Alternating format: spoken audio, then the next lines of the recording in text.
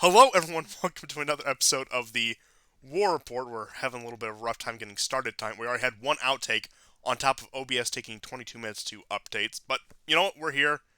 I'm in a storage closet. We're doing some stuff. So I'm back on the laptop. Sound might be a little different, might be a little echoey, whatever.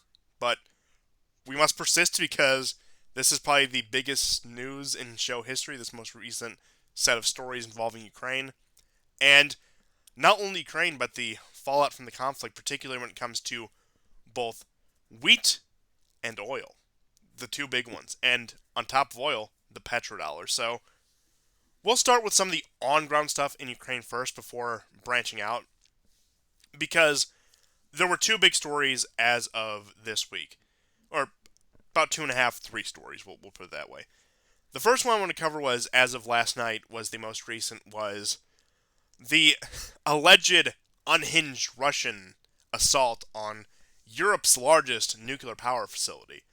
Now, of course, the initial headline is never true, because what actually happened there was Ukrainians had fled into the facility. There was fire on the premises at an administrative building that had nothing to do with the actual functions of the plant. About half a mile away in American terms. I don't know what that is in European. Hey, if you have a comparable translation, feel free to give our audience. But with that being I think said, it's about a kilometer, little yeah, over. yeah. From my limited knowledge of metric, that sounds right. You guys can correct us if we're wrong, because the Anglosphere has buck broken us as we use the imperial system. But in many ways, I like to spite the system of the French Revolution. But I'm getting off topic here. I'm getting off topic. With that being said, Ukraine tried to say there's increased levels of radiation and that the Russians are being unhinged and they're assaulting this power plant because they hate freedom and democracy and LGBTQIA rights so much. But everyone from the Russians, from international agencies, from American observers said there was no noticeable higher level of radiation after the skirmish. At which point they had used that today to try to request NATO to implement a no fly zone. Instantly, Lithuania denied it. Several other European countries denied it. And when asked for comment, Anthony Blinken said, there will not be a no fly zone because we're not interested in getting a war with Russia. Now, a lot of people panicked when they first saw this. This has been something they've been calling for since the beginning of the war about a week and a half ago. But I didn't think there was going to be a no fly zone because I can't remember which officer it was, but he's testifying in front of Congress in 2015 regarding Syria, where one of the congressional committees was interrogating him about what it would take to establish a no-fly zone over Syria. He said it would take confrontation of Russian aircrafts, which was effectively a declaration of war on Russia. So, if the United States in 2015, which was ostensibly much more powerful and much more influential than it is now, could not establish a no-fly zone over Syria, there was no way it was ever going to be established over Ukraine. However, it gets into this question, and we were discussing this a little bit last episode and a little bit off the air, about Ukraine being the area where both sides have put in all their chips for vastly different reasons, but have put in all their chips nonetheless. So, I'm going to get into a bit of more of the, let's just say, metaphysical side of it, what it means beyond geopolitical reality. Now, of course, Ukraine is resource rich. It has not much more, but more defensible geography than Russia proper does now. Again, it wouldn't make too much difference, but it'd make enough of a difference if worse would come to worse. And not to mention the ethnic and civilizational component to it. So, from the way I see it, the way I understand the Russian point of view, they, of course, do not like NATO expansion. And they have opposed NATO expansion for several years now. They could tolerate, say, Poland, the Czech Republic, Romania, Hungary, and NATO. They didn't like it, but they could tolerate it. Ukraine, I believe, was the bridge too far because beyond being on Russia's doorstep, beyond being a dagger under its belly, it is the cradle of civilization for Russia. the lands that are modern day Ukraine are the cradle of civilization for the Russian people. And I do think that's significance lost on a lot of people, not only in the West, but in modern Russia, as they have been separated for, again, about 30 years now, just a few decades, but still. And with the nature of the collapse of the Soviet Union and the ideas and the mindsets that formulated around that time, I do believe that led to something of a rift between the two. But I'll explain myself, and I imagine you'll have much further detail to go into about this as well. So, by explicitly wanting Ukraine integrated into Europe, integrated into NATO, the West, which we'll just say for the umbrella includes the greater American empire, including institutions such as NATO and the European Union, effectively, by trying to integrate Ukraine in full, and not even just treating it as a neutral actor, but trying to actively integrate it, has effectively recognized a usurper state in Russia's cradle of civilization over the Russians themselves. And to a lesser extent, that is true with Belarus, but much more so with Ukraine, with Kiev, the named mother of all Russian cities, as it's been called several times throughout the past. Again, the baptism of the Rus took place in the Dnieper River. Again, all of Russian's core civilizational beginnings are in that land. Kiev was the first Russian capital. Now, this leads to disputes saying the Russians were just in the swamps of Moscow at the time, and we were the real torchbearers of Rus civilization. Now, that leads to many heated debates and, in fact, wars as we're witnessing right now. But what I do believe with that, from the Russian point of view, beyond the strategic and geopolitical reasons, this conflict holds a much deeper meaning. It holds, again, the essence of Russian civilization itself, I believe, can be found in this conflict. And some may say that's a bit too far, some say whatever, but I believe that the operators of the American empire, whether it be the CIA, State Department, other countries' intelligence agencies, know this. And they know in order to break Russia as a nation, they have to rob it of its home, of its place of origin. It has to control it, lord over it, and establish a usurper state in its place. And again, that's not to downplay any Ukrainian identity. Again, I know the arguments for Ukrainian identity, and I know there was something of a Ukrainian ethnicity. I would say they had their ethnogenesis somewhat in the 19th century, as did many other groups. It was a time of upstart nationalisms. But that gets in the question, just because a group can be distinguished ethnically, does that mean they necessarily deserve a nation state if they will be reliant upon a foreign entity? Again, that's the big debate now, isn't it? But that's aside the point. The point being is, talking in terms of Western Russian relations, by supporting this relatively upstart project, this project that cropped up in the past couple of centuries, it was a declaration from the Russian perspective that they either want a capitulation of Russia as was in the 90s, or B, even further, a balkanization of Russia, seeing them brought to heel and seeing them split apart. And you can point to the maps that Madeleine Albright had actually referenced before. Now, of course, they were very crude maps, but again, they existed nonetheless by somebody as important as Madeleine Albright. And again, I know we have a substantial Russian audience out there, so if I'm missing something here, or if you think that, again, something needs to be added or taken away from that, certainly do tell me. But from watching this conflict for the last 8 years, and what I know about that part of the world, and again, I'll let you add on to this right here. Effectively, again, they're trying to rob Russia of at least a sphere of influence over that cradle of its civilization. And I believe that was the true red line, especially when Minsk II wasn't honored, especially when Ukraine was talking about the nuclearization and, again, rebuilding an arsenal. And at that point, again, all bets were off the table. It was time they were left with no other choice to go in there. But at the end of the day, all the chips are on both sides, because the West has dug themselves so far into this. They played their checkmate move, so to speak, too soon, to the point where it didn't actually work. It didn't work in 2013, 2014 when it was supposed to. So it's either we go in all in on Ukraine, or accept that we'll have to contend with Russia as a at least a regional power for the foreseeable future. Yeah, the thing is one of the ways you can look at civilizations is they often have a twin city as they develop.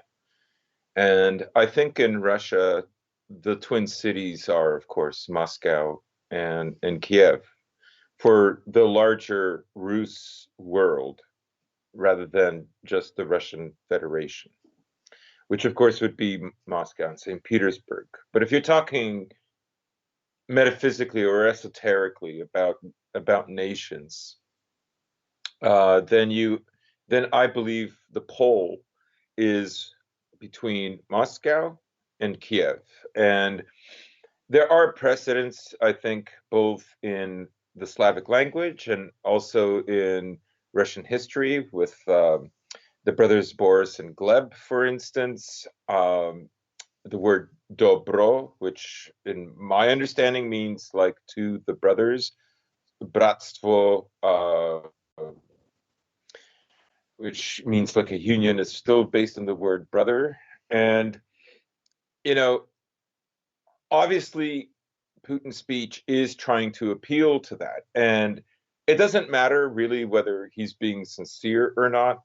He's trying to tap into something that is a millennia old. And, the other figures that we brought up before the invasion, they're still true that most Russians don't, you know, don't want Ukraine part of Russia.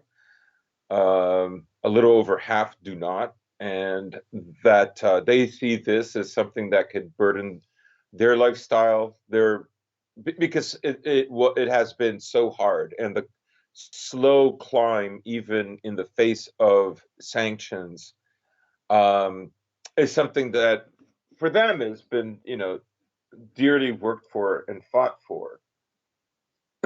So I think one of the fears, of course, is that NATO has already been successful, that Russians not being passionate about having the twin cities together and in the much larger concept of the Russian world as a civilization in onto its own, right, is what's worrying. Um,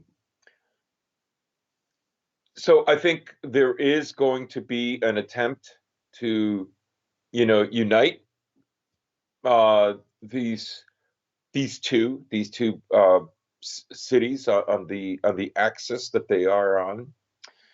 Uh, there's going to be problems later if West Ukraine becomes another entity of its own. What will it mean then for let's say Ukraine east of the Dnieper, right? And some right-wing nationalist circles are basically saying they're going to Russify this area. They are not going to put up with, you know, a Ukrainian identity in these areas.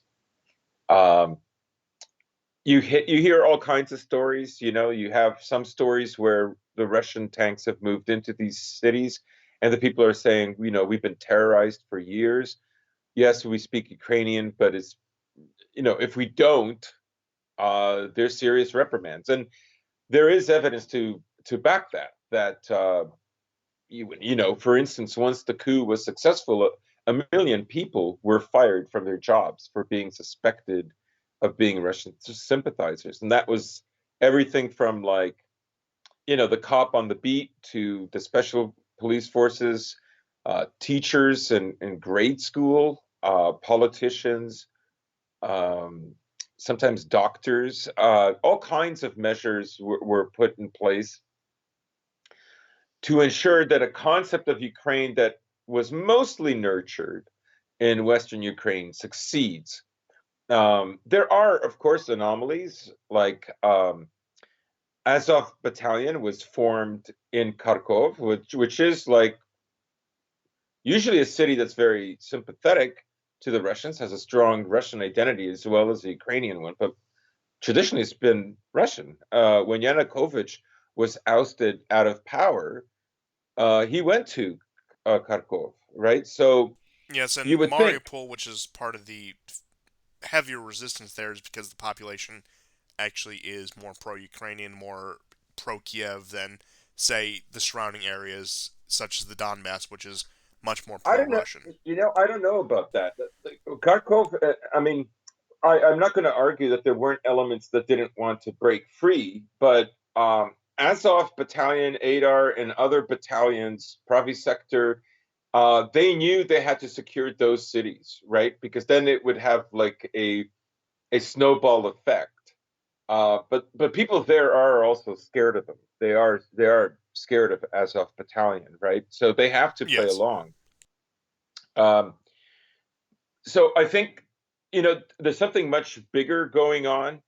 I know myself when I went to Russia for the first time in 2015, I really did try to understand, like the bigger picture. And um, there's some listeners who will get upset, but to understand the bigger picture in the way, let's say, Dugin saw it, because I wasn't very aware of Dugin at that time. Mostly, I was aware of Oswald Spengler and Oswald Spengler's letter that he wrote in between first and second volume of The Decline of the West, which was about Russia, and basically like his prophecies about what would happen with Russia. He predicted that communism would end eventually, that even the Tsar would be eventually reinstated, um, all kinds of stuff. Further down the road, he predicted that the even the onion domes might be gotten rid of. I know that sounds very radical right now, but they were introduced mostly in the 18th century, and that was because of edicts that were coming out of the Church of Constantinople from that see. Um, Also wearing black, for priests on a regular basis, except of course feast days and important religious observance days and so on and so on. So uh, I really try to understand, see if there was a sense of that, if that was happening. Um, I mainly saw the resistance in Donbass as part of it, but that has a very thick layer of the Soviet era. But all these can be, you can look at them as kind of like false starts, right? Because Spengler said if any place has a chance of developing a brand new civilization in the same way that Faustian Western, Northwestern European civilization replaced the Greco-Roman Southern European civilization. The next place that has the most amount of potential to happen would be in Russia. That was what he said, and he's been right about a lot of things. For instance, he predicted back in like 1918 that Europe would be flooded with Africans and Arabs and so on. And I mean you can imagine how many people laughed at him then. So there is a method to why he thinks this way. People have to be more familiar with what he's read instead of critiques of Spengler, I think, to fully get a grasp of his methodology. Yes, So and regarding Spengler, you don't necessarily have to agree with his conclusions, but you can't deny that his methodology and his way of coming to those conclusions is pretty solid. yeah, I think so. And he has an encyclopedic mind, and that's unusual because Western society for the last 300 years has moved away from an encyclopedic mind, which you could see was highly developed in the late Middle Ages and the early Renaissance, where you had philosophers that were also statesmen. There were writers, there were also lawyers. Goethe is a good example of this. Um, and then later, what we have are specialists. And we really live now in the age of specialists, even more so than 100 years ago in Spengler's time. And so he has this very kind of encyclopedic mind. And sometimes people can't trust that because there's a lot of intuition that is involved with that kind of a mind. The the the the thinking process is not linear. It's often elliptical, and it really requires revelations in order to inform this person who is thinking this way instead of a specialist. Certainly. And you could almost argue it's, again, this pushback against more, for lack of a better term, rationalism, something that may have come out of the Enlightenment, just to put it in, paint with very broad brushstrokes, where it's, again, it's this older way of thinking, if you will, that I think certainly has its value, if not more value, than our modern way of thinking. But Hmm. that's aside the point. And again, it does get into this question where you can talk about the geopolitical realities, you can talk about the strategic realities of the war, and that's all fine and good. We certainly do that as well. But I think you're doing analysis a great disservice, and you simply will not comprehend the full picture unless you do look at it through the lens of these bigger questions, through the lens of these, once again, for lack of a better word, these metaphysical questions. Right, right. And also just the notion, right, that uh, you know, Mackinder land versus water powers, the idea that powers that are tied to the land almost by necessity are always going to be more traditional, and powers that require a lot of trading and the literally bodies of water in order to accomplish that are always going to be a bit more tolerant. They're always going to be less xenophobic. They're always going to be more willing to do business because that's Yes, the as way a matter they of survive. necessity for both of Yeah, them, whereas the land power has to stand very strong because it's likely surrounded by, if not adversaries, at least potential adversaries, whereas a sea power, just for contemporary examples, think British Empire, U.S., you have that protection of the waters, especially if you can dominate those waters. That's your greatest shield of defense. But in order to have any contact with the outside world, again, you do have to be a bit more conciliatory. You do have to be a bit more, as you say, tolerant in order to get anywhere with that. So, and at the end of the day, it is that eternal battle between the land powers and the sea powers now, isn't it?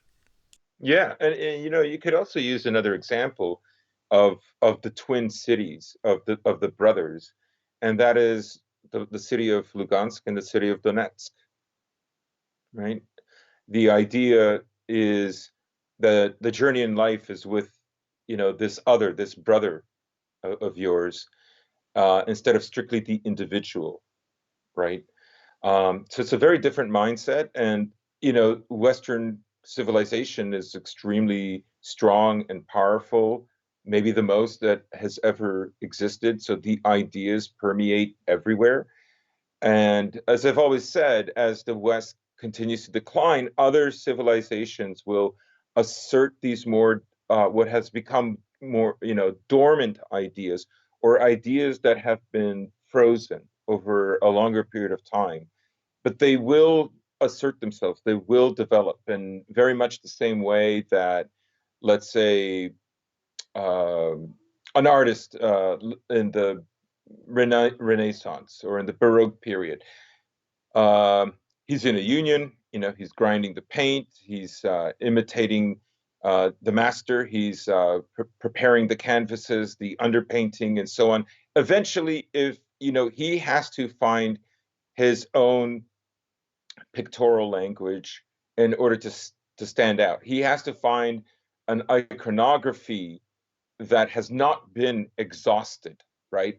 A prime example is Rembrandt, right? You look at the way he paints certain motifs, certain themes that his masters were painting, and before them, painters like Caravaggio. Um, he does things like he uses the same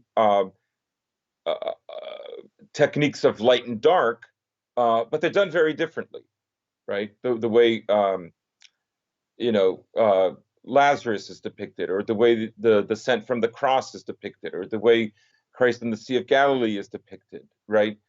All of these are done differently, and because he was very well aware of these ideas had already been exhausted, and he needed to find a new visual language.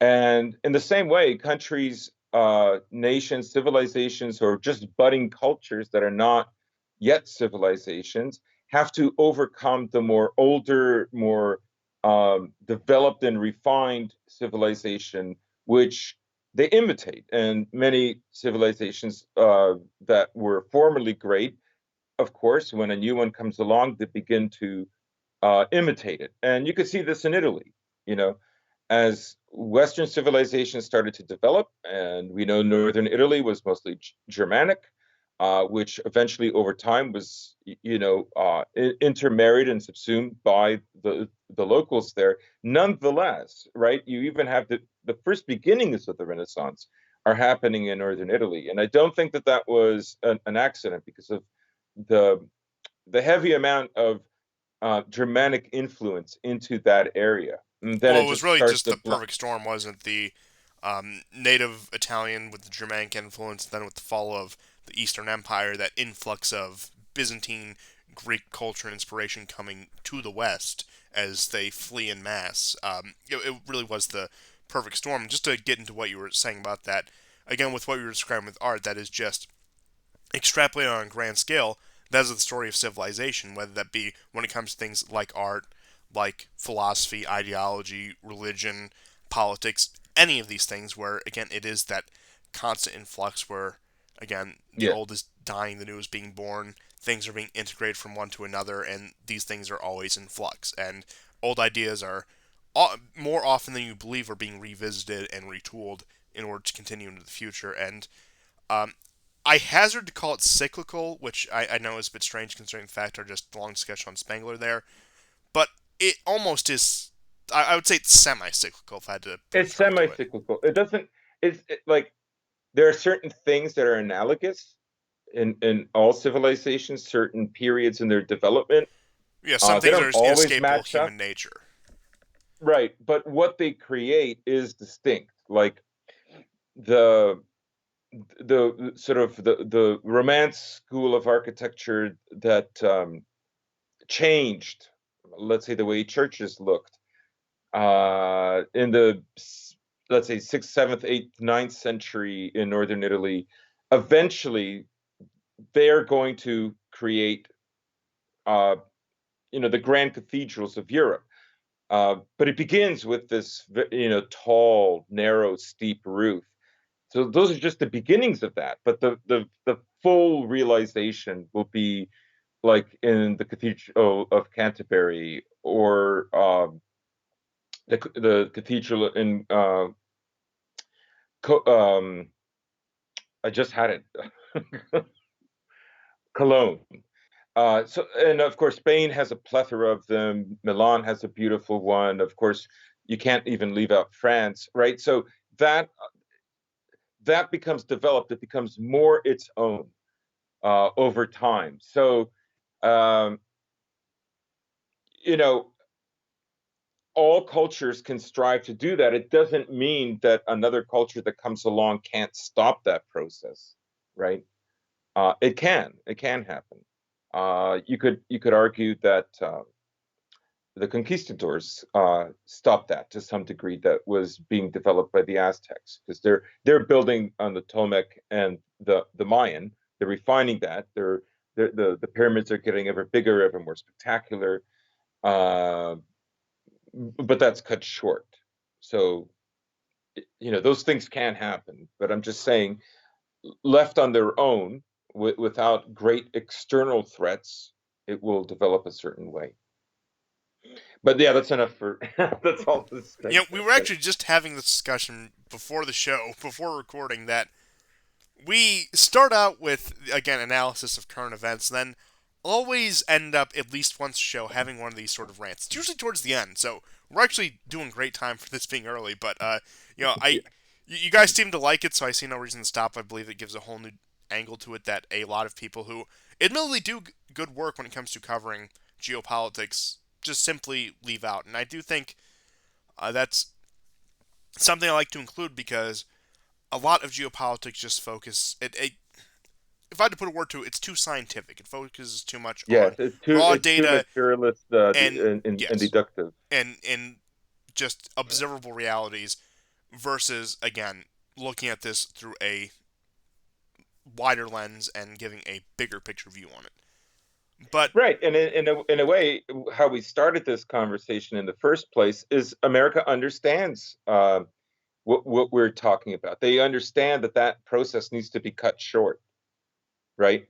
They need to understand. They understand that that has to be stopped before it succeeds, right? That is why you want to separate these cities. That is why you want to devalue its history and the importance of its history, and that's right? So why they, they've also occupied Europe for 75, if not almost 80 years.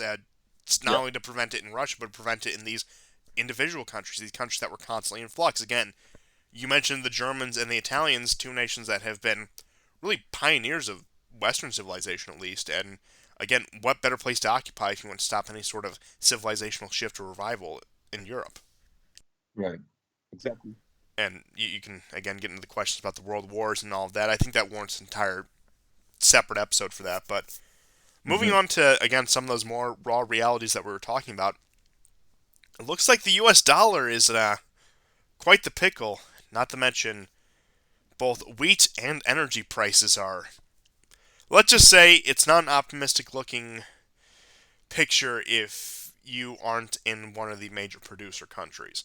So, upon the outbreak of the war, we saw wheat prices skyrocket. Now, for most of us who live in first world nations, and again, the big producer nations in particular are the US, Canada, France, Argentina, Russia, and Ukraine are the big food.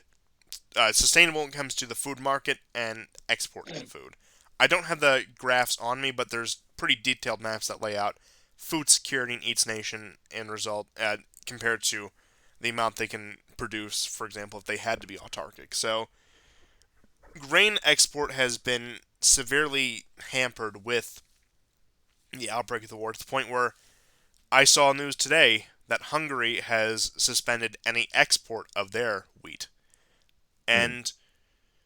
And one can expect this to have ripples throughout, especially the second and third world countries that, again, aren't too adept at producing their own food. One may think a lot of third world countries, a lot of countries that aren't necessarily agricultural. So we'll see how this affects some place, say, like a Middle Eastern nation. And food prices in general are expected to go up. And with the recent sanctions, which it looks like, it perhaps I exaggerate, but it looks like we are heading just shy of a complete embargo of the Western world from Russia when it comes to how many Western companies have pulled out, the new economic sanctions that have been placed, the seizing of assets from Russian oligarchs, which I'm sure that the Russian people are so upset that the oligarchs who they detest are having their yachts and property abroad seized. I'm sure that just really pains your average Russian. But yeah, that's been ongoing for the past several weeks, and it's only ramped up. Dozens of major corporations have pulled out. I'm sure you've seen the videos of them not being able to use the Apple or Google Pay systems in order to get their subway tickets and had to revert to Right. cash, and which also raised questions which I won't get too much into this episode of, well, if they can turn off the taps for them, they can turn off the taps for anyone, including us. And in light of the trucker protests, we've already seen some of that done in the West. But That's right. The one of the leaders, the female leader, is still in prison. I can't No believe Justin bail. Trudeau has revealed himself as a true woman hater. I almost respect him now. But yeah, yeah. Listen, libtards, we're the real feminists here. But with that being said, getting back on topic from that slight diversion, but yes, that is very important to know that we've already seen that happen to some degree in the West, and that's of course on top of the years of cancellation of bank accounts of prominent right-wing figures and what one may call dissidents, where if they can turn on the taps en masse for a country halfway across the world, they can certainly do it here if need be.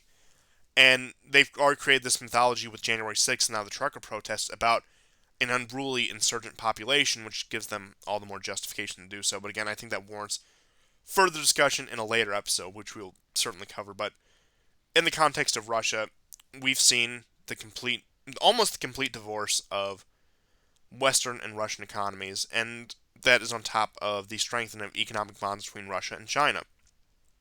And you already had Saudi Arabia come out and say they're looking for alternative investments beside the US dollar, and you had the Federal Reserve, which, knowing the nature of the Federal Reserve, them simply talking or speculating about something can send the entire market into a panic, or speculating saying, well, perhaps there can be more than one reserve currency. And then that's on top of the years of Russia buying gold, Russia investing in uh, doing trade in with the Chinese yuan and with the euro when it comes to energy prices. And I don't think it's unreasonable to say in the near future that the petrodollar may be on the ropes, if not collapsing. And it does look like that the petrodollar has taken some severe blows today. Now, that would be a severe blow to, again, the building block of the American empire is the petrodollars. We've gone into several times before. Several people have gone into several times before, which can either have one of two effects. It's either going to bring the empire to heel very quickly, or it is going to lead to a series of unhinged outbursts. Which, looking at the current situation, I think they will tend towards the latter as much as possible. Now, there's a certain limit they can do the unhinged outbursts, but again, when the petrodollar is under threat, the entire system upon which the world is built, the American empire, is under threat. And again, when Saudi Arabia, the primary partner in crime when it comes to the petrodollar since the 1970s, is looking for alternative investments, particularly Chinese investments, it is, dangerous waters ahead when it comes to the American empire and their potential behavior abroad with the light of this information. Because there's one thing I think the American empire is willing to collapse the global system for, it is to defend the petrodollar to the last man. And I believe most certainly they will. What form will that take? Will that take outright conventional conflict? I really can't say. Will that take a series of proxy conflicts? Again, I really can't say. But point being is, they're going to do something drastic, and a lot of people, even potentially in the West, are going to get harmed. I mean, you can go just take a drive around anywhere in America and look at the gas prices. Gas prices spiked 20 to 30 cents, I believe, nationally in the U.S. At the point where the national average is pushing, I think, about $3.89 now, and almost to $4 a gallon throughout the entire United States. I can't attest to Canadian or European prices, which I believe would probably be more expensive just because of the taxation and the regulation on the industry there versus here. And that also brings up the question, will there be a point when the administration capitulates and allows drilling permits on federal lands like they had for years before, even under Obama? You see, when Obama decided he wanted to wage a sanctions war on Russia, he at least had the foresight to realize you can't shut down domestic American energy industry.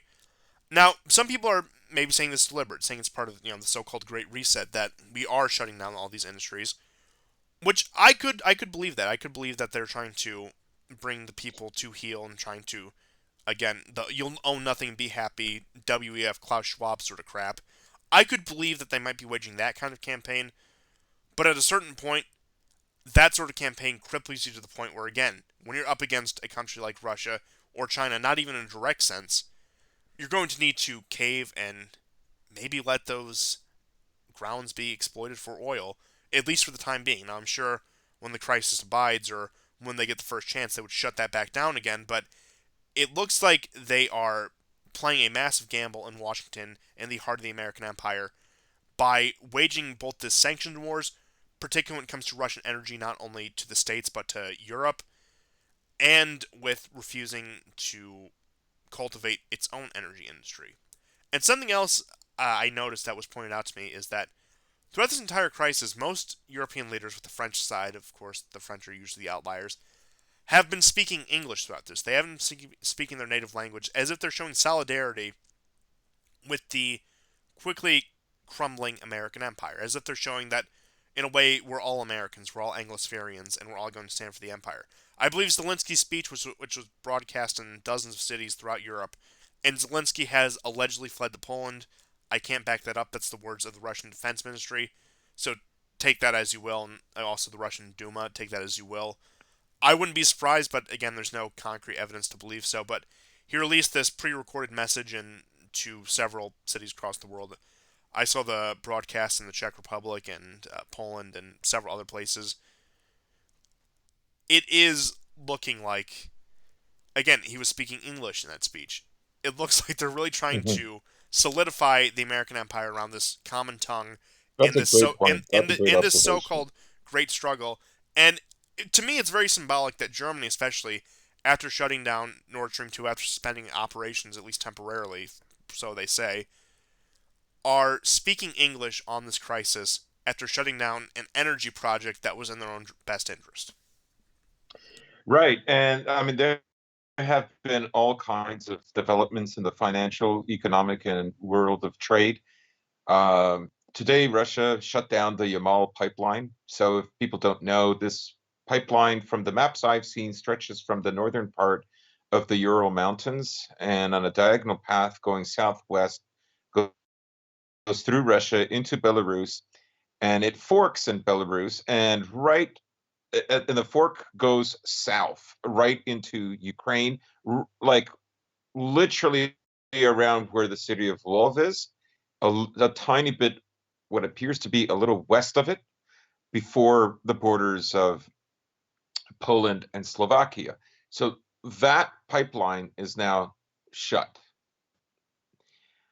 Um, the Switzerland has decided not to be neutral. They're going to freeze the assets of the Russians, and this gives a lot of credence to some Russian historians and Russians in general who've always speculated that the West wanted the World War II to be mainly an Eastern European theater, which it was, and that's where the most of the destruction, the bloodshed would take place. So from Germany toward Russia, that's where the worst chaos and death would be, which is what happened. And Well, that was one of the Salisbury's original plan going back to the late 19th century. Use Russia to That's cripple right. Germany and then cripple Russia. Exactly, exactly. And people don't realize this, but people talk about just how horrible the Nazi Germany was today, on and on, like as if it was the first book of Genesis and the um, now civic religion of the West. But Switzerland didn't freeze any of the assets of the Nazis during World War II until February 1945, when it was a done deal. The Germans were going to lose. Everybody knew it. So this lets you know just how serious what is happening now is, and how it was always. So I mean, I remember now the conversations I've had with Russians about this. That it was really, the whole point was to weaken them. That's why they always had ways of funding them. In any case, so they frozen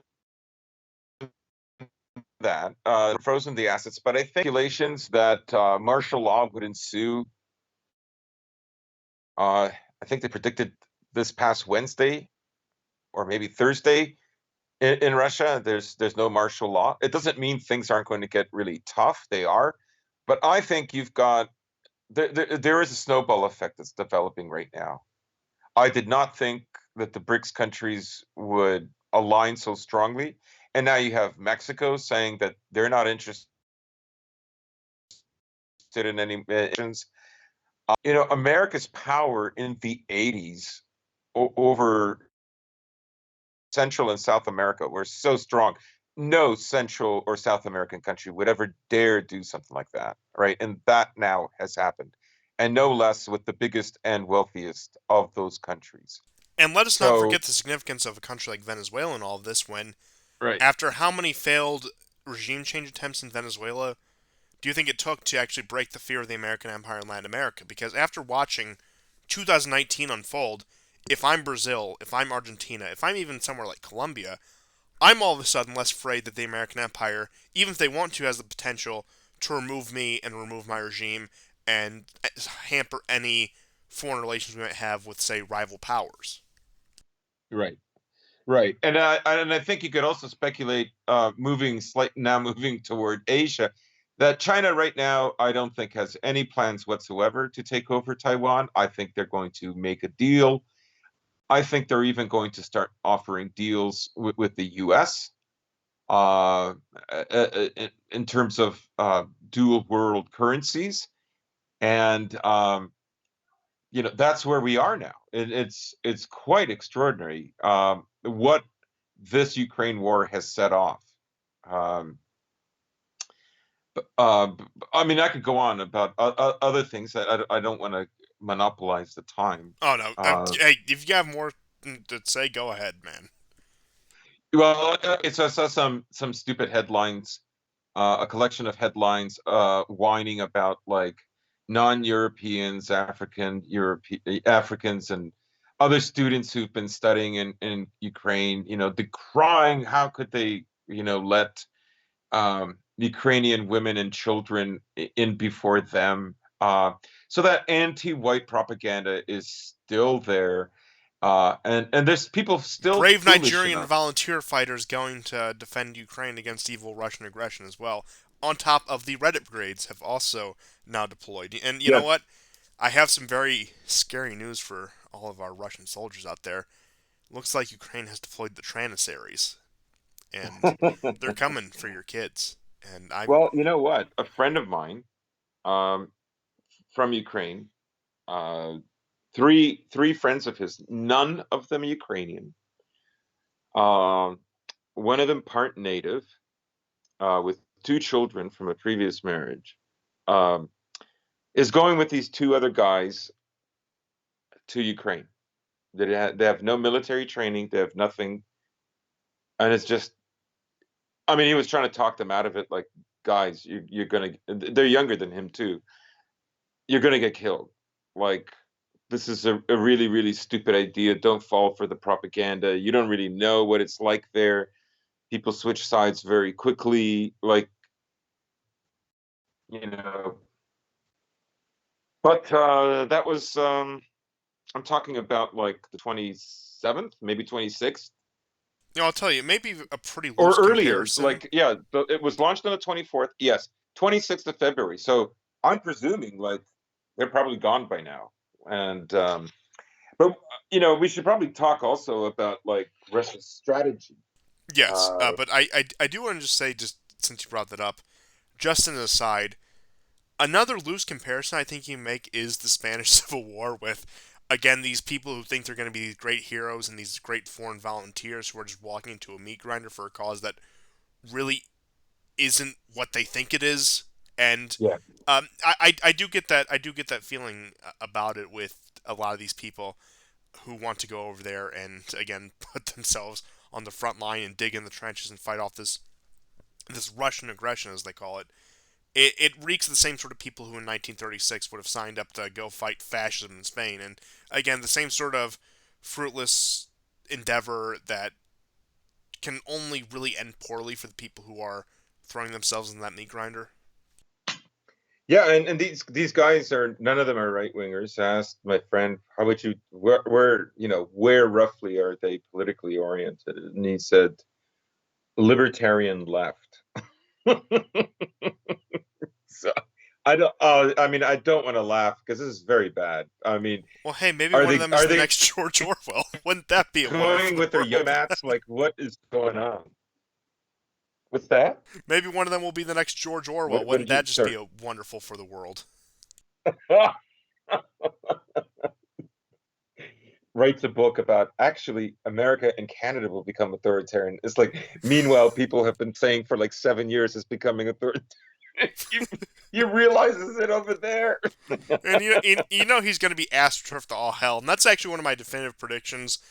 A new George Orwell type figure will come out of this war. Will be some bright-eyed volunteer who saw the nasty realities and is now a Brilliant. propagandist for the regime. So yeah, and then coincidentally fighting against all the things that he actually purports to value after he writes his memoirs. But that's aside the point now, isn't it? Now I want to bring up that Southfront article you sent me that has a pretty interesting prognostication that Hmm. Now this is from yesterday, so So it's the at time least two frame's a days bit old, but it'll narrowed. be 3 days old now.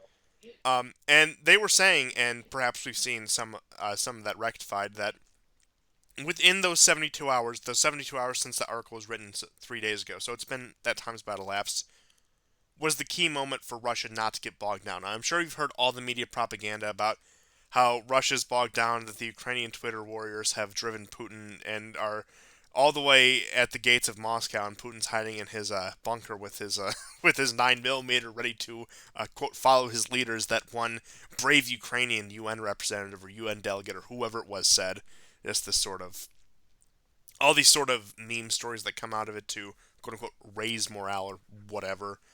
But point being, with all of that, it although again is a short war and wars are typically decided over years, I still maintain that most people in the modern world, even so-called tougher people such as Eastern Europeans who have seen more hardship in their lives, still don't have the stomach for, say, a modern war, have the stomach for the kind of casualties that would Hmm. ensue. Now, I don't believe that Ukraine has claimed 9,000 or 4,500 or whatever their ludicrous figure Russian soldiers' lives, and again taking out however many pieces of armor, aircraft, whatever. But point being is, a lot of people still just don't have that stomach for modern war, which I mean, I get it. Yeah, it's not like war has ever been pleasant, but especially in this era when it could very easily escalate in such a mass scale. But point being is, the Russian advance is still according to the maps that we see with the encirclement, with the cauldrons as you call it, still seem to be going well. But it does seem like the issue with again units getting too ahead of themselves from for their own good and getting ahead of the supply convoys has been a frequent problem. Not as much as the media would have you believe, but there does seem to be a slight stalling due to that. Now, does that mean the Russian war effort is lost? Probably not. I mean, you already had Russians and Ukrainians agreeing to yet another round of negotiations. I actually believe that were requested by the Ukrainian side this time, and this is of course after Zelensky puts out his stunning and brave message. So we'll see how Yeah. that turns out. But I mean, this is probably going to be the pattern. It almost is just the Donbass war across the entire country now, isn't it? Hmm. Moments of intense fighting followed by calls for peace and peace talks and ceasefires. Now, again, of course, this war is only a week and a half old, so we can only say so much about it.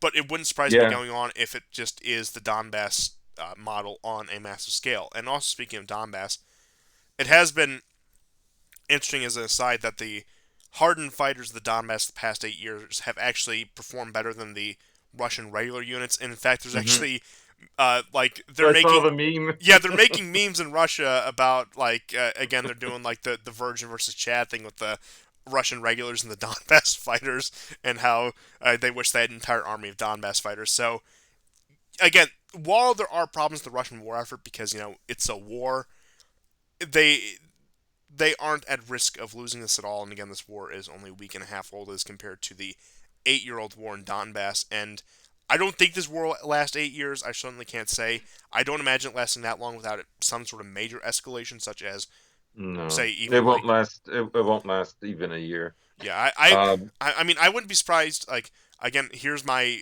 famous predictions again. I'm gonna couple it with Idlib. I would give it the end of summer at the latest, and that's again at the latest. But I do have a feeling, so long as the war goes on, it's going to follow that model of intense fighting, ceasefire, intense fighting, ceasefire. right, and there's several things to mention that give good indication, even if you were only watching Western media, that there are actually successes on the Russian side, and that is, last week it was mostly about the bravery of individual Ukrainian citizens defending their land, and now it's more about the crisis of so many Ukrainians leaving um, for Europe or for NATO and EU countries. So that's one indication. The other is last week, Pravi Sector got now this the location. I'm not sure. I do not think it was Mariupol. So I do think it was somewhere along the Donbass contact line. Not that Mariupol isn't part of that, but I'm saying it was further north. probably somewhere around Gorlovka, and there's another possibility that it could have been around Kharkov. And basically, four officers of the regular Ukrainian forces, I'm sure they were thinking, we're going to get encircled and we're going to get stuck in the cauldron and we need to retreat. So they gave the order, or they agreed upon the order to retreat. Pravi Sector showed up and actually shot them, all, each one of them. Now, I read this, again, I can't corroborate it, but some of the sources that I hear from, they tend to be pretty good. We'll see. The other thing I read, I believe it was on South Front, which tends to be very good. They don't gloss over if things are going very poorly, whether it's in Syria or Ukraine. Yes, I was just about to say they've always, South Front will say it. despite their bias, they've always been straightforward about the realities of battle. And let's say if the tactics in this case are not working, they'll say that. They'll even give you, and in case of the article from a day or two ago, they'll tell you that if this doesn't change in the next 72 hours, there are going to be big problems. So the other event that happened is, according to, I believe, South Front, the regular Ukrainian armed forces apparently shelled one of the headquarters, or where Azov Battalion is stationed. That to me tells me that regulars in the Ukrainian army, their officers, are starting to see that there's an inexorable shift that is happening, and that the only reason the war is going on as long as it is because of these groups. Hey, it's like the Spanish Civil War again. Yes, and so these areas, and this is the strategy, these areas are contained now. It's virtually impossible for them to get any more supplies. In Belarus, it was agreed that there would be corridors. We'll see if they develop, but it's a very similar approach to what was happening in 2016 in Aleppo, where corridors were agreed upon. Everybody thought there would be this enormous storming. Now, the city was wrecked, but it was wrecked in the 5 years preceding that point. Once they had surrounded it completely, and negotiations with the Russians started, and with the Syrians, these groups understood it was over. In fact, that's how kind of Idlib province started in the first place. And so we might see something like that develop. In this case, I think what the Russians want to do is they want to shepherd them into West Ukraine. The amount of territory that's been taken right now in the last 8 days is about the size of the UK, not including Northern Ireland or Ireland. So I guess from Cornwall to the Hebrides, at least. So this is an enormous amount of territory. This is a huge, huge project, enormously ambitious. We're not even talking about Odessa. I think what they're going to do is they're going to apply maximal effort on the forces that were stationed basically along the contact line, mainly against Lugansk and Donetsk and Gorlovka and Debaltsevo. And so if that is completely encircled and they capitulate, we're talking about the majority of the forces. Once that's done, extra pressure will be applied on Kharkov and Mariupol. And then we'll see what happens in cities like Odessa, whether they capitulate very quickly. And most importantly, we'll see what happens in Kiev. I don't believe they're going to storm Kiev. That's not going to happen.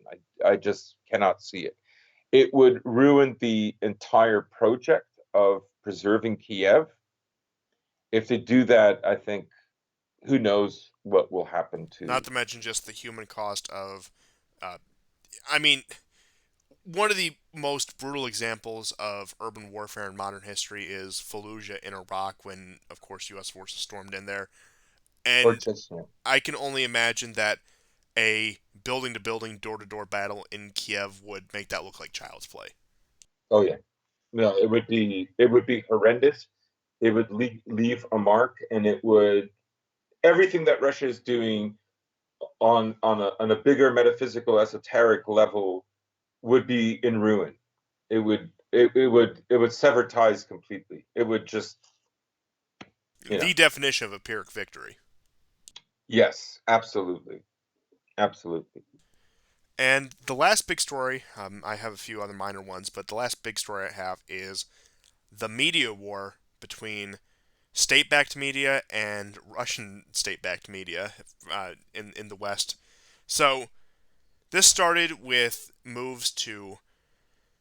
In some countries, there have been moves to outright ban RT, Sputnik, and other Russian state-backed media. In other ones, it's just been a deplatforming by, say, corporations that carry those, Mhm. or web hosts, or again that soft censorship that we've seen for years in the West now. Whereas in other Eastern European countries, particularly ones such as the Czech Republic, Slovakia, and a few others that are implementing um, anti-pro-Russian sentiment laws, are also taking the step further to ban that.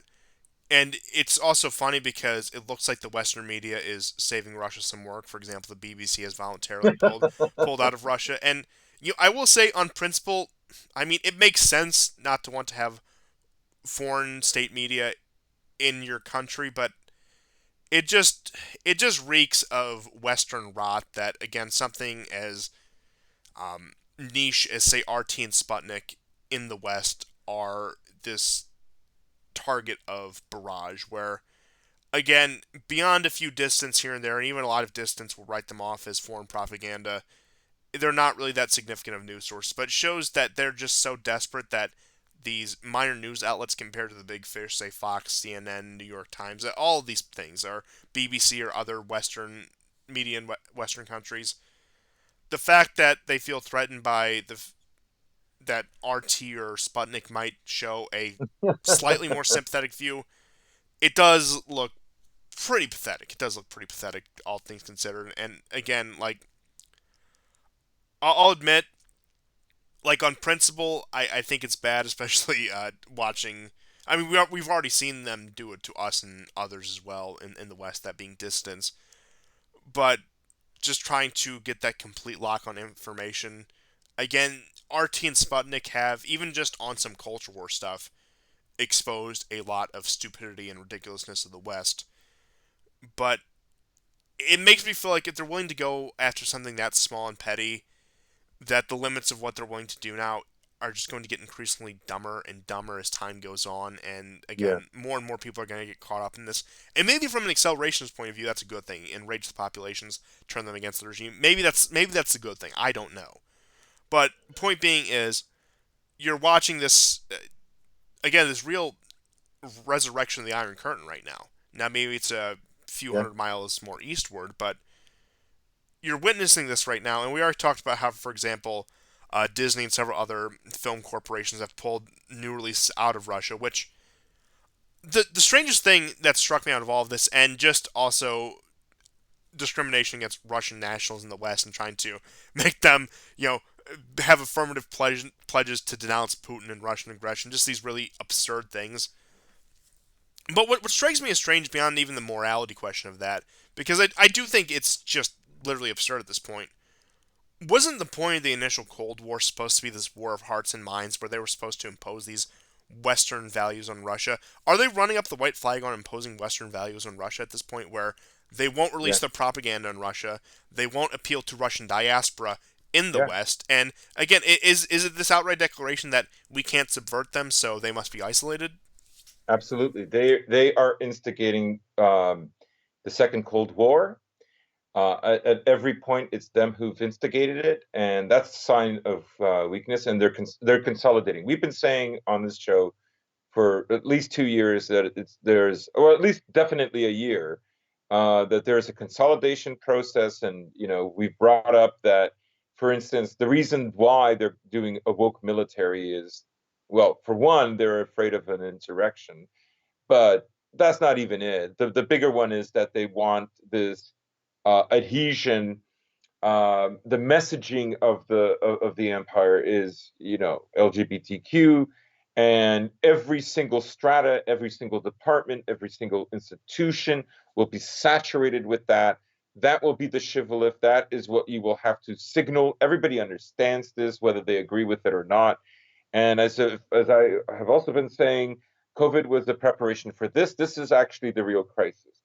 And just to highlight this, there was a little clip that I saw from Britain, and a female government official was saying the algorithms for people who uh, are sympathetic towards Russia in this case also line up with people who refuse to take the shot, right? Which is exactly what I thought was going to happen. Like generally, that's an overlap, right? And here we are, right? I've been saying it's a friend-enemy distinction device. It's a fake crisis that you can act as if it were like the real crisis. We are now moving into the real crisis, a civilizational crisis. Um, the other thing, a funny thing, I have to mention, because we're talking about all these companies shutting the door, you're not getting any of this, because it wasn't working overall, I think, to some extent. It wasn't as successful as they thought. I mean, if sanctions couldn't change the regime of the mullahs, I think it's also going to be pretty hard to do the same thing in Yeah, Russia. But if Iran and North Korea are still standing after years upon years of sanctions, Russia, especially with its warmer and warmer relationship with China, is not going to capitulate. Again, if you can't cripple, right, again, you can't cripple, and that's not to downplay Iran and North Korea and their capabilities, but compared to Russia, come on, you're simply not going to. And also, the question is, I will go back to the $1 million question: how much pain will Europe tolerate for the American empire? And especially now with these antics with the U.S. dollar, will is the European market being shut out just a temporary thing? Is that again how long is that bound to last? And again with the American energy market. So the point being is, while they may be painful right now, how much teeth do these sanctions actually have? How long can they actually sustain an injury to the Russian people? And again, Russia has had 8 years to prepare for this exact moment. And and sanctions. And yes, this also, I just want, if I could just quickly interject. A lot of people talk about the oligarchs, and I know based on the luxury goods that are being denied and the assets of certain oligarchs that are being locked up, it's forcing them to return. Some of them are not going to come back at all. The whole point of that is to build the upper liberal class with mostly the Jewish oligarchs to create a coup situation in Russia. I understand that. But the truth is also, and I know these are more severe sanctions, but many of the sanctions that were imposed in 2014 and 15 were also supposed to foment that, when Russia was much less prepared for those sanctions than it is for these. Though, again, I want to stress these are very strong sanctions, right? This is going to cause a civilizational redirection. It's even beyond the whole money thing. And the question is, will it be enough? But you know, when I was in Russia in 2015, like I thought to myself, how can because of course I was thinking like if only Russia could isolate itself from the West and allow itself to like develop its culture and its own metaphysics within, and so on and so on, without the constant interruption and problems emanating from the U.S. and Europe and other places, and other groups of people woven into these structures. Let's say if that could happen, and in a way that is now happening, and it's not even their instigation. The West has instigated it, and this is an incredible moment. And I have Russian friends who will say like, "Oh, but you don't understand," and everybody imitates them. I said, the next 10 years are going to be very difficult for the West. People are going to be a lot poorer, and the Russians are going to see that they're not the only ones suffering, and that you know they're not going to imitate something that looks like a failure, right? The imitation in and of itself over a more advanced civilization is a question of well, self-esteem that's as just the well. perennial But Slavic pessimism speaking now, isn't it? no, no, it's bigger than that. Yes, But I as digest, I as jest. but anyhow, I just think that I just I'm a little bit beside myself. Here I am 7 years later, and it's happening, and that's what I was thinking the first time I was walking around in Moscow. It's just an extraordinary time. Yes, and again, I completely concur with what you just said. That it's really the only direction it can go when it comes to moving forward from here. But I suppose we should dedicate this last little bit of the show here to the complete narrative shift on Convid in light of the Russo-Ukrainian War. Yeah. So, when it So comes to Putin has gotten prognostications, rid of COVID, yeah, and he's making Europe whiter. man, who would have thought? Maybe What's that? maybe the Putin memes were all right all along. But with that being said, you already have several countries And do. less and more and greener. Oh, wow. Putin is he's a real hero. Maybe the Putler memes are true. Maybe they are true. But with that being said, you already had France who's scrapping their passport system and mandates, and Yes. this was the direction things Yes. were going in several different countries. I think at this point, the biggest Western holdout is Canada. They're still really trying to run with this Yeah. trucker narrative.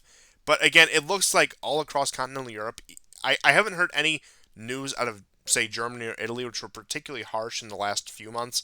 Yep. But they haven't announced anything more. They haven't gone further with it. And they haven't, again, even implemented, I think, their initial programs when it came to the mandates. So, in That's light of this, true, it looks like they were, especially for Austria. yes, and yeah, Austria was the other big pivotal battleground against this whole thing. But with all of that, it looks like they really were gearing up for a narrative shift. Now, maybe they just had the right prognostications that Russia was actually going to strike Ukraine this time. Maybe they were going to make it so appealing that Russia would have to, and again, bait them into a trap, or that has backfired or whatever. But point being is, they were drawing this down for the right moment because whether that was Ukraine or anything else, I believe that the ruling class is not as dumb as it looks, and they knew there was going to be some sort of. They knew there was going to be an off ramp for this, something they could pivot to, so everyone would shut up about Convid. And it looks like we have gotten that, and it really is just amazing to see because I figured it would have been a gradual wind down of this narrative, just a little bit less every day, a little bit less every day. But it seems like just overnight, ever since the invasion happened, that nobody's discussing it. The only thing I've seen is that there were some blue checks complaining about, well, Ukrainian only has a 35% jab rate, and that Yes. that's not a good thing. And with all of them huddled together, that might be their first concern, not the war going on outside. But that's the furthest extent I've seen out of all of this. Again, I've seen several companies just over the past few months undo their mandates and undo their requirements. Now, again, the people who capitulated to that under the initial pressure, it does suck for them because if in the event that anything does happen to them, they have no recourse about this. Again, they already capitulated to this, but it seems like more and more they are slowly frittering this way. I believe Argentina was another country that was slowly frittering this way as well. But it is amazing how these narratives just die overnight now, isn't it? It is. And I was just researching something for a friend of mine that wanted information on because it's also come out that China has refused the Pfizer jab right after India refused it. India said, "We will if you publish all the documentation about its creation and so on and so on." Pfizer refused, which meant that's it for the deal, and China has refused it as well. It's important to remember that Russia and China did not use mRNA vaccines at all, and I believe in June of last year, Putin dropped the vaccine mandates, and then whatever cities were still using QR codes they were canceled in January, again because of pressure from sm- basically small Christian groups that said we're not having this. Um, I love also the really bad takes on current events that are kind of steeped from, let's say, libertarian takes of the early 2000s when we were still like really in the unipolar world. So they mistook like American dominance as kind of like I mean, yes, you could argue it's a foreign dominance as well. We won't expand on that, but basically, the idea was all the governments are in on it. They're just afraid of how powerful we all are if we band together, blah, blah, blah, blah, blah. Which, of course, wasn't the case because after 9/11, I mean, you had a lot of people who were too afraid to ask the questions, or, the news media, basically ignored it anyways, more or less. If it happened now, it would have been ignored even more so. It would have been condemned. You might have even been called a terrorist if it happened now. So in any case, what I'm saying is so the idea was, you know, every bad social trait or every folly of every country is really just this new world order, instead of like just basic geopolitics, right? So they would say, like in one chat group that I'm in, an Orthodox chat group, no less.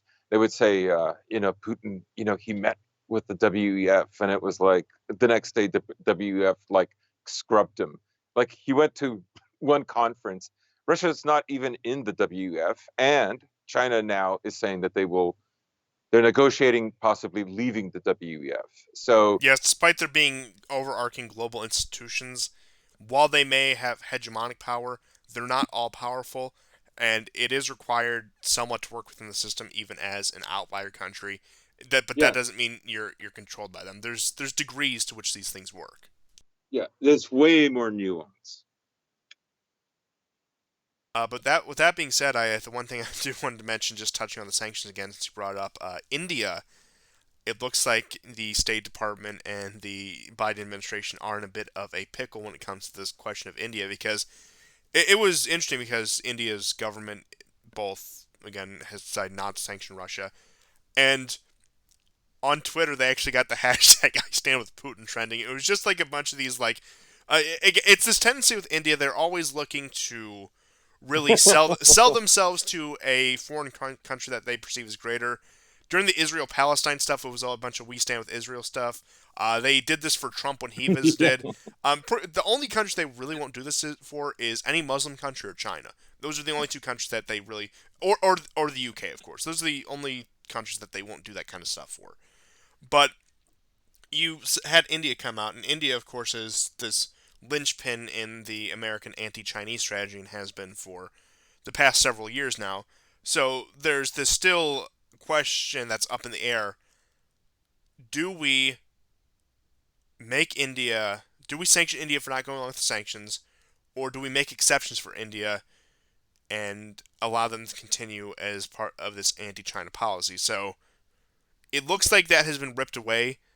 I'm not saying relations are good by any means, but it's the smoothest relations India and China have had for decades at this point, probably the smoothest they've ever been, to the point where it looks like a country like India, which is to be expected as a, yeah, I know there's a, superpower, some may say pooper power 2020 was supposed to be what happened, but it does look like that they're learning to play both sides of this, such as somebody like an Orban or an Erdogan on an even greater scale, where they're looking at a time of a budding Cold War, of a budding multipolar world, and realizing that they're at the center of it and they actually have a lot of influence and that they can have both countries be very amenable to them, and both, and all the power absolutely. blocks be very amenable to them. And it seems like even despite their negative and hostile relation with China, that things are starting to trend in that direction between India and China as well. I won't go as far as to say that just yet, but there does seem to be some indications that that is happening. So all the jokes that we've made about India, it looks like their status, maybe not as a superpower, but as a major player in the world, not that they haven't been before, has been has been underestimated, admittedly by myself, and that they could have some real sway in this. And I actually heard probably the most devastating thing India could do to the United States at this time is shut down the tech support industry. Oh yeah. Oh yeah. Yeah, I'm as I said earlier, I'm equally surprised. Of course, again, it's still early on. Is today day number 9? Uh, This is the it's Friday or 8. I believe it's crossing into day number 9 over there as the time of recording, because we're recording about 10:30 on Friday night Eastern time. So So it's just been barely over a week. yes, right? It's still really early, and we really don't know. We keep repeating ourselves that it's a fluid situation. It really is. So again, we're trying to paint with broad brushstrokes, so these takes age as well as possible. Right. Because now you're going to have like some of the foreign fighters that are going to be entering. There's talk of fighters from Syria moving in there. This is the second time I've seen that this week. And of course, you have the Europeans who and and people from Canada and America, of course, that Don't forget the are Nigerians. oh yeah, that's right. God, how bad can it be? It's truly the LGBTQCIA Rainbow Coalition, isn't it? It really is. It really is. Yeah, Well, that's our episode title: War of the Rainbow Coalition. did I tell you Canada is going to rename two high schools to Volodymyr Zelensky? I'm so proud of my brothers up north, and I hope that we can continue, and that we can stand with our Yikes! Ukrainex brothers and sisters. And as I've said before, I stand with my trans Roma sisters in the struggle, and I'm putting up my fist right now in solidarity. Yes. Also, Transnistria has asked for independence. But It's yes, just as Moldova has applied to join the EU, in which case you'd think they just request to reintegrate to Romania, but that would be too simple now, wouldn't it? yeah, a Romanian friend of mine. His dad's from Moldova. He said, God, please let Russia invade Moldova. It's been honestly, this has been like one hell of a week. But I mean, you know, it's far off, but I still have on my bingo cards Hungary and Romania both turncoat and intervene in favor of their co-ethnics. Now, maybe that's wishful thinking. Maybe that's just a pipe dream, but a man can dream now, can't he? Again, in just the situation with Ukraine, give Transcarpathia back to Slovakia. They clearly deserve it, and let this Western Ukrainian rump state exist. Okay, look, nothing against the Ukrainians, but I'm sorry, your time has come now. Of course, I doubt that will happen. ouch, ouch. I don't know what that will look like, but I do think Orban, especially, Orban has been the real. He's taken the title of wild card from Erdogan in this entire conflict because first he is hesitant on it, then he's considering sending arms and convoys to Ukraine.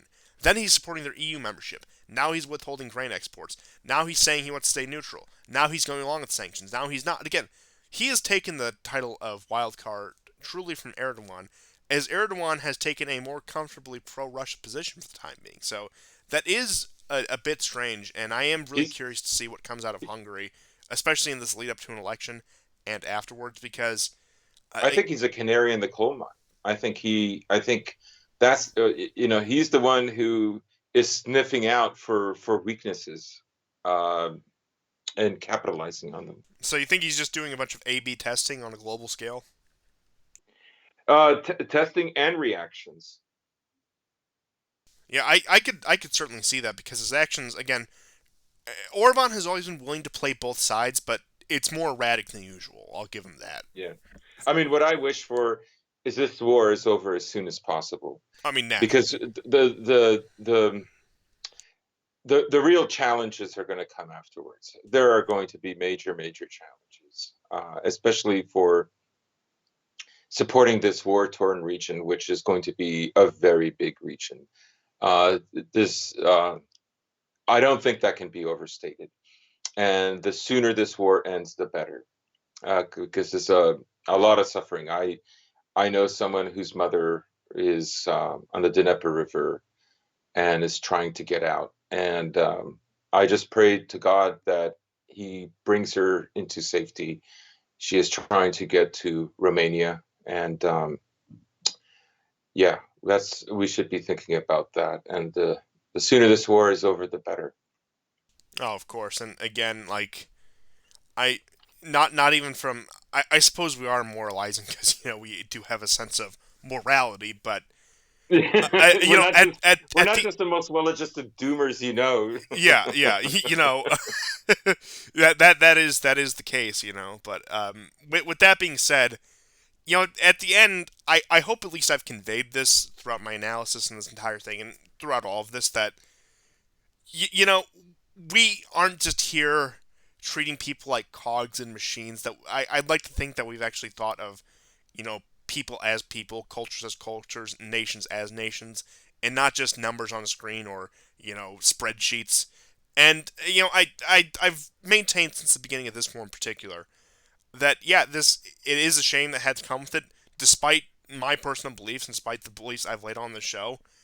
Um, I don't like that anyone has to suffer or Mhm. fight because of this. I Yes. can I can understand the rationale. I can understand why it came to this and the events that caused this. But I just want to reiterate: I'm not cheering on that missiles are Yeah. raining down on Ukrainians or Russians or anyone really. I mean, I've said from the beginning this situation is a travesty. It was an inevitable travesty, but it's a travesty nonetheless.